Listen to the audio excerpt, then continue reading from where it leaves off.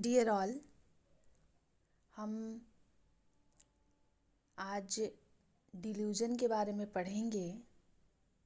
और ख़ास करके अगर आप साइकोलॉजी के स्टूडेंट हैं तो ये टॉपिक आपके लिए नया नहीं है, ये कंसेप्ट आपके लिए नया नहीं है। और अगर कोई ऐसा पर्सन जो कि फ़िलहाल मेंटल डिसऑर्डर से सफ़र कर रहा है या परेशान है या जूझ रहा है, तो मैं समझ सकती हूँ कि कुछ बातें जो हैं वो इमोशनली बहुत तोड़ देती हैं। तो आज हम बीमारी पर तो नहीं डिस्कशन करेंगे, लेकिन इंसान को तो ज़रूर समझने की कोशिश करेंगे। साइकोलॉजी बेसिकली आपको इंसान को समझने में, उसकी बिहेवियर को समझने में, उसकी परेशानियों को समझने में मदद करता है। तो किताबों को किताब की तरह पढ़ लेने से कुछ सब्जेक्ट में चल जाएगा, लेकिन साइकोलॉजी जैसे पेपर्स जिससे मैनेजमेंट डिसिप्लिन ने भी बहुत सारे इनपुट्स को लिया है, उसे हमें संवेदनशील होकर, सेंसिटिव होकर पढ़ना पड़ेगा। क्योंकि जितने भी मानसिक रोग हैं उसके पीछे एक इंसान है जो लाचार है, बेबस है। और मेरा मानना है कि बीमारी से व्यक्ति की पहचान नहीं होती है। व्यक्ति अलग है, इंसान अलग है, उसकी बीमारी डिफरेंट है। आज का टॉपिक है delusion of reference. Last class में हमने डिस्कस किया डिल्यूजन ऑफ परसिक्यूशन। सबसे पहले हम समझते हैं डिल्यूजन क्या होता है। डिल्यूजन एक इलॉजिकल बिलीफ होता है, फॉल्टी बिलीफ होता है, एक वहम होता है, एक झूठी सोच होती है जो दिमाग में बैठ जाती है सच की तरह। और लास्ट क्लास में हमने डिस्कस किया डिल्यूजन ऑफ परसिक्यूशन, जहाँ जो मरीज है, जो डिसऑर्डर से सफ़र कर रहा है, उसके मन में ये बैठ गया, उसे वहम हो गया, और सोच जो वहम हुआ उसे, वो बहुत रिजिड रहा, उस पर उसको बहुत ट्रस्ट डेवलप हो गया कि कोई उसे मारना चाह रहा है, कोई उसको नुकसान पहुंचाना चाह रहा है।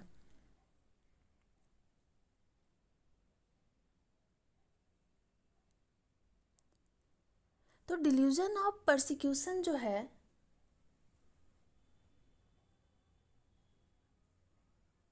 वैसे केस में व्यक्ति को आसपास में चाहे कोई भी हो उसे यकीन नहीं होता है, और उसे लगता है कि आसपास के जितने लोग हैं, चाहे वो उसे जानता हो या ना जानता हो, वो उसे नुकसान पहुंचाना चाह रहे हैं।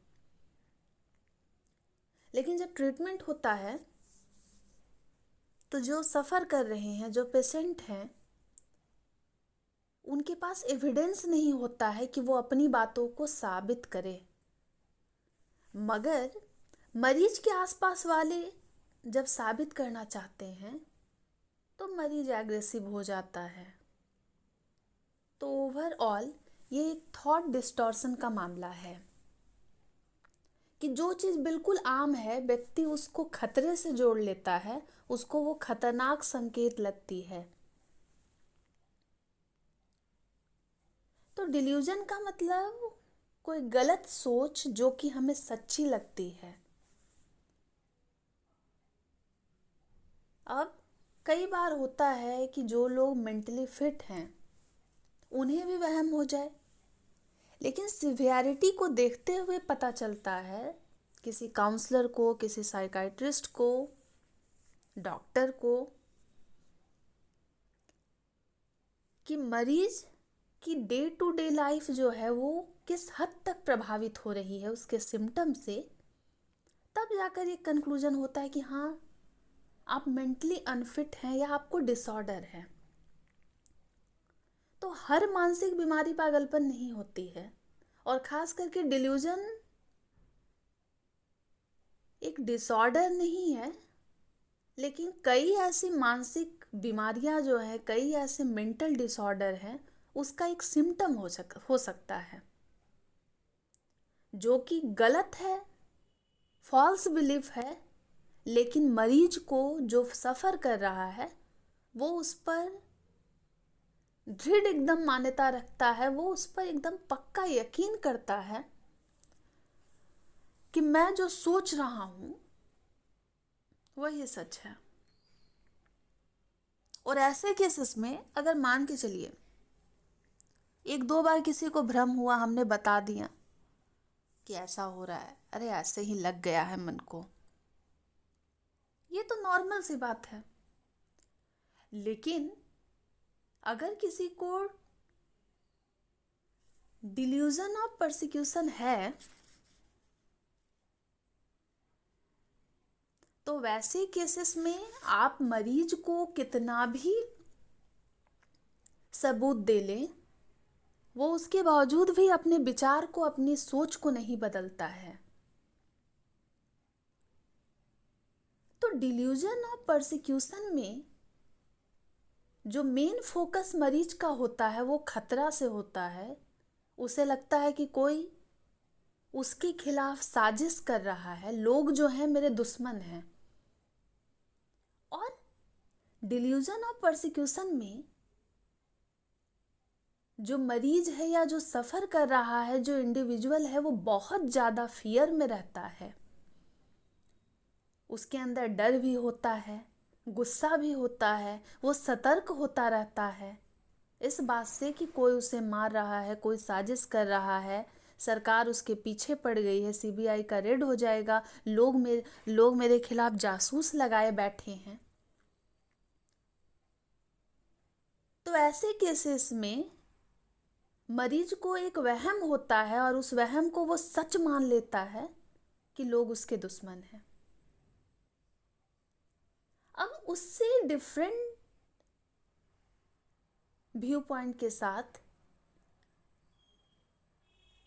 क्योंकि ये टर्म डिल्यूजन से रिलेटेड है तो सब एक जैसे लगेंगे, पर सभी में बहुत अंतर भी है। तो डिल्यूजन ऑफ रेफरेंस जो आज हम टॉपिक पढ़ेंगे, उसके केस में आसपास में जो भी घटनाएं हो रही है उससे पेशेंट खुद को जोड़ लेता है। लेकिन ये delusion of reference delusion of persecution से कुछ मामलों में डिफरेंट है। जैसे कि डिल्यूजन ऑफ रेफरेंस में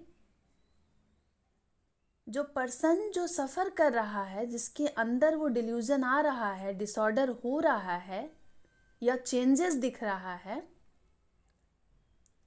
उसमें डर का भाव कम होता है, क्योंकि उसको ये फीलिंग ही नहीं आती है कि कोई उसको नुकसान पहुंचा रहा हो। डिल्यूजन ऑफ रेफरेंस में नुकसान की बात हो ये ज़रूरी नहीं है, मगर डिल्यूजन ऑफ परसिक्यूशन में जो मरीज है, जो सफ़र कर रहा है, उसको लगता है कि लोग उसके दुश्मन हैं, वहाँ खतरा है, साजिश है, वो बहुत ज़्यादा डरा रहता है। लेकिन डिल्यूजन ऑफ रेफरेंस में जो ये शंका होती है, जो भ्रम होता है, जो वहम होता है, यहाँ बस पेशेंट खुद को जोड़ लेता है। यहाँ पर वो दुश्मन वाला बात नहीं है, वो घटनाओं से, कोई भी न्यूट्रल एक्टिविटी से खुद को रिलेट करने लगता है। हो सकता है पेशेंट ऐसा कहता हो, कुछ एग्जाम्पल्स हैं कि लोग धीरे धीरे बात कर रहे हैं, देखो क्योंकि मैं यहाँ पर हूँ इसीलिए। न्यूट्रल इन्वायरमेंट में, न्यूट्रल घटनाओं में भी मरीज जो है, जो सबके लिए है, जो सामाजिक घटना है, वो बस हो रही है, लेकिन उससे वो खुद को बहुत अधिक कनेक्ट कर लेता है। डिल्यूजन ऑफ परसिक्यूशन में जो मरीज है उसको डर बहुत हो जाता है, क्योंकि लोग उसे मारने वाले हैं, लोग उसके दुश्मन है, वो ऐसा मानता है। अब वो कहीं भी रोड में पुलिस को देख रहा है तो उसको लग रहा है कि पुलिस उसको पकड़ कर ले जाएगा, पुलिस उसको मारेगा। अब वो पड़ोसी को देख रहा है तो उसको और भी खतरा लग रहा है कि ये लोग मुझे मारने ही आए हैं। लेकिन डिल्यूजन ऑफ रेफरेंस में नुकसान की बात नहीं है, मगर डे टू डे लाइफ में जो भी सामाजिक घटनाएं घट रही है उससे मरीज खुद को जोड़ लेता है, या कोई इशारा हो उससे खुद को जोड़ लेता है, या किसी की बातों को खुद से जोड़ लेता है।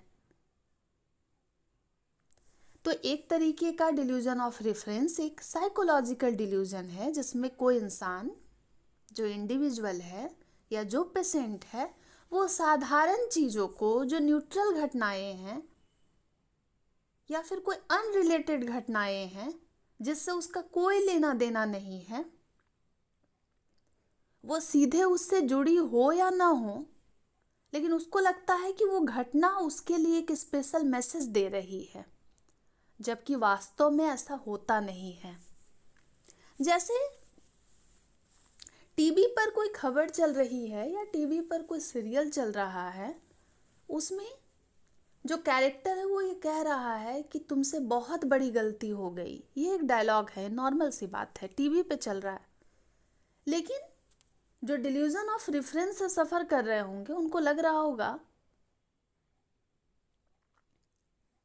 कि टीवी में वो जो डायलॉग है वो उनके लिए कहा गया है। जैसे टीवी में कोई कैरेक्टर ये डायलॉग दे रहा हो कि तुमको देखकर हमको गुस्सा आता है। अब डिल्यूजन ऑफ रेफरेंस से जो पीड़ित है, जो उससे को झेल रहा है, जो उससे जूझ रहा है, उसको लग रहा होगा कि ये मेरे लिए मैसेज है। डिल्यूजन ऑफ रेफरेंस में ऐसा भी होता है कि अगर लोग हंस रहे हैं तो फीलिंग ये आ जाए कि मेरी ही बात करके हंस रहे हैं। या न्यूज़पेपर, ये तो बड़ी बेसिक सी बात है, ये न्यूट्रल इवेंट है, ये तो सामाजिक चीज़ें हैं कि अखबार अगर न्यूज़पेपर पब्लिश हुआ है और उसकी हेडलाइन में कुछ ऐसी बातें आ जाती हैं तो उससे मरीज को लगने लगेगा कि ये संदेश मेरे लिए भेजा गया है, ये मुझसे जुड़ा हुआ है। भले न्यूज़ वाले जो हैं उसको इंटेंट करके उस आदमी से रिलेटेड घटना को नहीं भी लगाए हैं, लेकिन उसको लगता है कि अगर अखबार की कोई हेडलाइन आई है तो उससे जुड़ी हुई है, उसके लिए संदेश है। डिल्यूजन ऑफ रेफरेंस में एक चीज जो है जिस पर फोकस करने की ज़रूरत है कि यहाँ पे इंडिविजुअल या जो सफ़र कर रहे होते हैं वो घटना से, किसी इवेंट से या बातों से या किसी इशारों से अपने आप को जोड़ने लगते हैं।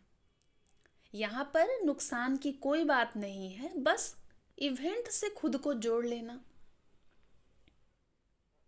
और लाख आप समझाइएगा, वो व्यक्ति जो है अपने विश्वास को बदलता नहीं है।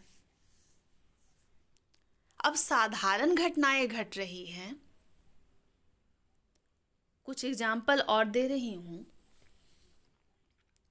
कि बस में अगर आप सफ़र कर रहे हैं, चल रहे हैं, बस कंडक्टर कहता है कि सब कोई अपना अपना टिकट संभाल के रखिए, तो जो डिल्यूजन ऑफ रेफरेंस से सफ़र कर रहा होगा उसको लगेगा कि ये बात सिर्फ उसके लिए कहा गया है, उसी को ध्यान में रखकर कहा गया है। या क्लासरूम में टीचर जनरल वे में कहे कि कुछ स्टूडेंट जो है पढ़ाई पर ध्यान नहीं दे रहे हैं, और अगर जिन्हें डिल्यूजन ऑफ रेफरेंस होगा या साइकोलॉजिकल डिल्यूजन से वो सफ़र कर रहे होंगे तो उनको लगेगा कि टीचर जो है उनको ध्यान में रखते हुए ये बात कह रहे हैं या कर रहे हैं। तो डिल्यूजन ऑफ रेफरेंस में एक फैक्टर सेलेक्टिव अटेंशन का है, और जनरली जो साइकाइट्रिस्ट होते हैं या जो साइकोलॉजी को समझते हैं, ये जो काउंसलर होते हैं, उनको पता चलता है कि व्यक्ति सिर्फ वही बात को नोटिस करता है जो उसके डिल्यूजन को सपोर्ट करता है, उसके भ्रम को सपोर्ट करता है। जैसे बस कंडक्टर वाले एग्जाम्पल में कंडक्टर ये कहता है कि टिकट सबको संभाल के रखिए, लेकिन जो डिल्यूजन ऑफ रेफरेंस से सफ़र कर रहे हैं उसको ये लगता है कि ये बस मेरे लिए कहा गया है। मगर ये सामान्य है, ये सामान्य घटना है, सामान्य इवेंट है। फिर भी जो सफ़र कर रहे होते हैं, जिन्हें इसकी समस्या है, जो डिसऑर्डर, जिनके अंदर ये सिम्टम है, तो फिर व्यक्ति वही बात को नोटिस करेगा जो उसके फॉल्स बिलीफ को, जो उसके डिल्यूजन को, उसके भ्रम को सपोर्ट करता है। तो समझाने पर भी व्यक्ति जो है अपना विश्वास नहीं बदलता है। तो डिल्यूजन ऑफ परसिक्यूशन और डिल्यूजन ऑफ रेफरेंस की जो मैं डिफरेंस को अभी बताई हूँ, अगर आपको लगता है कि इस टॉपिक में कुछ और भी समझना है तो एक डिफरेंस का अलग से वीडियो बना दूंगी। डिल्यूजन ऑफ रेफरेंस में जो पर्सन है, जिन्हें इशू हो रहा है, उन्हें सबसे पहले लगेगा कि आसपास की जितनी घटनाएं हैं वो उससे ही जुड़ी है। जैसे अगर कोई कुछ इशारा कह रहा हो, कर रहा हो, तो उसे अपना मान लेना कि वो इशारा मेरे लिए ही किया गया। या अगर दो दोस्त एक दूसरे को आंखें दिखा रहे हैं और जिसके दूर दूर तक किसी का रिलेशन ना हो, और कोई सडनली जो कि डिल्यूजन ऑफ रेफरेंस से सफ़र कर रहा, उसको लगे कि ये उसके लिए किया गया है, बस खुद से वो ऑटोमेटिकली उसे जोड़ लेता है। अब ऐसे केसेस में बहुत मुश्किल हो जाता है कि पहले तो सिम्टम को डायग्नोस करना, उसके बाद मेडिकल ट्रीटमेंट प्रोवाइड करना, क्योंकि ये एक, जब आप जितने भी डिसऑर्डर्स को पढ़ेंगे लगेगा कि अरे यार ये तो एकदम नॉर्मल सी बात है, ये तो मेरे साथ भी हो रहा है, आप भी इससे रिलेट करने लग जाएंगे। मगर इसकी सिवियरिटी तब पता चलती है जब डे टू डे लाइफ में डिस्टर्बेंस होता है। जैसे कि डिल्यूजन ऑफ रेफरेंस में, जो कि एक साइकोलॉजिकल डिल्यूजन है, जिसमें व्यक्ति को ये लग रहा है कि कोई भी साधारण बातें, कोई भी न्यूट्रल चीज़ें, कोई भी अनरिलेटेड घटना जो उससे सीधे तौर पे जुड़ी भी नहीं है, वो उसको लगता है कि वो उसके लिए खास मैसेज लेकर आई है, जबकि वास्तव में कुछ हो नहीं रहा है।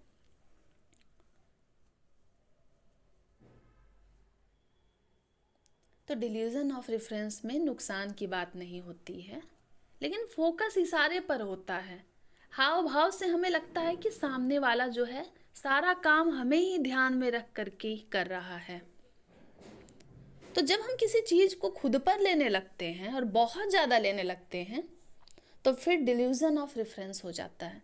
जब हम डिल्यूजन ऑफ रेफरेंस पढ़ते हैं तो उसी के साथ एक टर्म आता है आइडिया ऑफ रेफरेंस, जहाँ व्यक्ति को लगता है कि शायद लोग मेरे बारे में बात कर रहे हों, या मैं आ गया हूँ तो लोग धीरे धीरे बोल रहे हैं। लेकिन डिल्यूजन में ये पक्का हो जाता है, वो जो वहम है, वो जो सोच है, वो जो गलत बिलीफ है, जो झूठी सोच मन में है, वो चीज़ दिमाग में फिट हो जाती है। तो ये दोनों का डिफरेंस रहा। वैसे डिल्यूजन जो है, जब हम साइकोलॉजी में पढ़ रहे हैं और मैनेजमेंट में भी हमें पर्सनालिटी, बिहेवियर और बहुत कुछ ऐसे कॉन्सेप्ट को पढ़ना है जो कि साइकोलॉजी का पार्ट है, तो हमें ये सब कुछ जानना चाहिए। और एग्ज़ाम में जितने वेरिएशन सब दिख रहे हैं कि क्वेश्चंस कहीं से भी आ सकते हैं, तो डिल्यूजन गलत सोच है जो कि सच्ची लगती है। अब कुछ ऐसे केसेस हो सकते हैं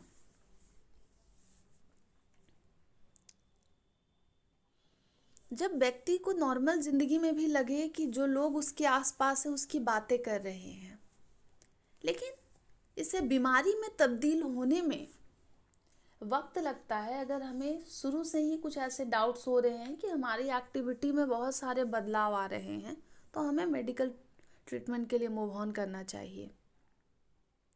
इसके कुछ एग्जाम्पल्स भी जो हैं स्क्रीन पर आपको दिख रहे होंगे, जैसे कि टीवी एंकर जो हैं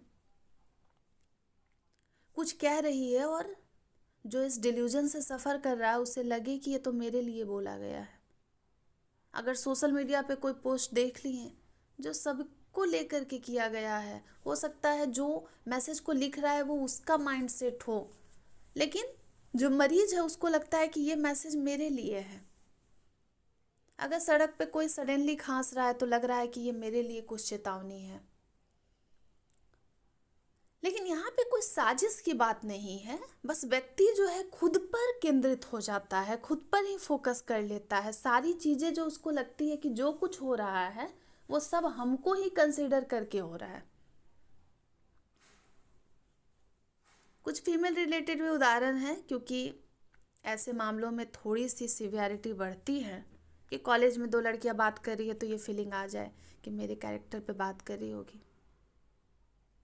या पति ने फ़ोन साइलेंट किया, हो सकता है हस्बैंड को कुछ प्रॉब्लम हो सकता है उसे कॉल रिसीव करने का मन ना हो, उसकी तबीयत ठीक ना हो, तो ऐसे ही बस फ़ोन साइलेंट है तो रिलेट कर लेना कि मुझे इग्नोर किया जा रहा है। या टीवी सीरियल में कोई सीन उसके स्क्रिप्ट के अनुसार चल रही है, लेकिन मान ये लेना कि ये तो मेरे लाइफ पर बेस्ट है। तो ये है डिल्यूजन ऑफ रेफरेंस।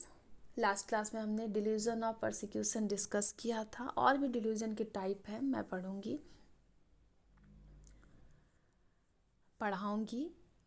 और मुझे लगता है कि आप सभी को जैसे जैसे टॉपिक चल रहे हैं आपको पढ़ना चाहिए। जब हम पढ़ेंगे, सोचेंगे, समझेंगे तो फिर हमारे पास सवाल होंगे। और जाहिर सी बात है कि इमोशनली जो है ऐसे डिसऑर्डर जो हैं, जो कि खास करके ब्रेन रिलेटेड इशू होता है, मन मस्तिष्क से जुड़ा हुआ समस्या होता है, तो उसमें उसको आइडेंटिफाई करना और फिर उसके ट्रीटमेंट में भी जो है मरीज़ सही से रिस्पॉन्ड नहीं करता है, तो एक बहुत बड़ी ड्यूटी हो जाती है काउंसलर की कि वो सही तरीके से जो है मरीज के साथ सेंसिटिव होकर इसको डील करें। वैसे आज के लिए इतना ही। आप सभी पढ़ें, और कुछ वैसा समझने में कुछ इशू आया होगा तो ज़रूर बताएंगे।